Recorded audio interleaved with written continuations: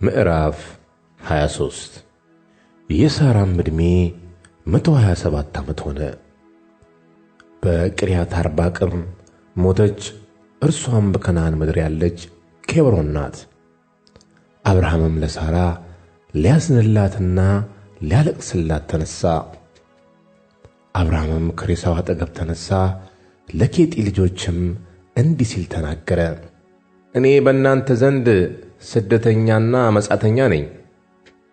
በእናንተ ዘንድ የመቃብር ርስት ስጡኝ፣ ሬሳዬንም ከፊቴ ልቅበር። የኬጢ ልጆችም ለአብርሃም መለሱ አሉትም፣ ጌታ ሆይ ስማን፣ አንተ በእኛ መካከል ከእግዚአብሔር አለቃ ነህ። ከመቃብር ስፍራችን በመልካሙ ቦታ ሬሳህን ቅበር። ሬሳህን ትቀብር ዘንድ ከእኛ መቃብሩን የሚከለክልህ የለም። አብርሃምም ተነሣ፣ ለምድሩ ሕዝብም ለኬጢ ልጆች ሰገደ። እንዲህም አላቸው፣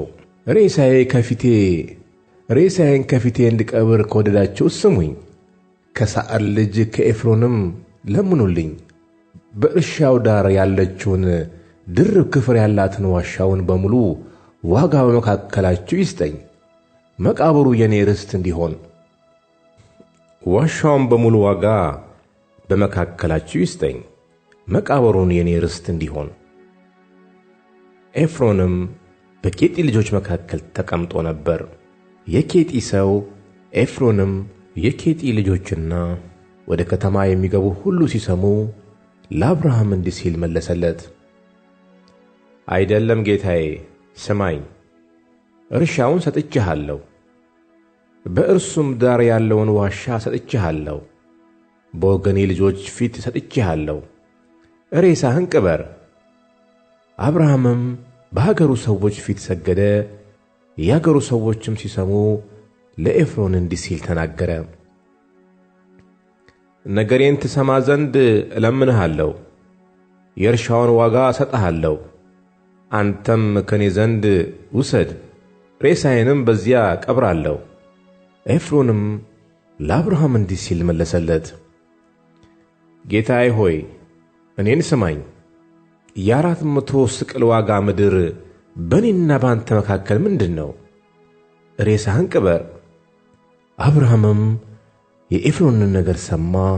አብርሃምም በኬጢ ልጆች ፊት የነገረውን 400 ስቅል መዝኖ ለኤፍሮን ሰጠው።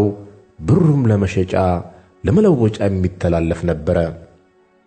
በመምሬ ፊት ያለው ባለ ድርብ ክፍል የሆነው የኤፍሮን እርሻ ለአብርሃም ጸና። እርሻውም በእርሱም ያለው ዋሻው፣ በእርሻውም ውስጥ በዙሪያውም ያለው እንጨት ሁሉ በኬጢ ልጆችና በከተማይቱ በር በሚገቡ ሁሉ ፊት ለአብርሃም ርስቱ ሆነ። ከዚህም በኋላ ኬብሮን በምትባል በመምሬ ፊት በከነዓን ምድር ባለው እርሻ ባለድርብ ክፍል በሆነው ዋሻ ውስጥ አብርሃም ሚስቱን ሳራን ቀበረ። እርሻውና በእርሱ ያለው ዋሻው በኬጢ ልጆች ዘንድ ለአብርሃም የመቃብር ርስት ሆኖ ጸና።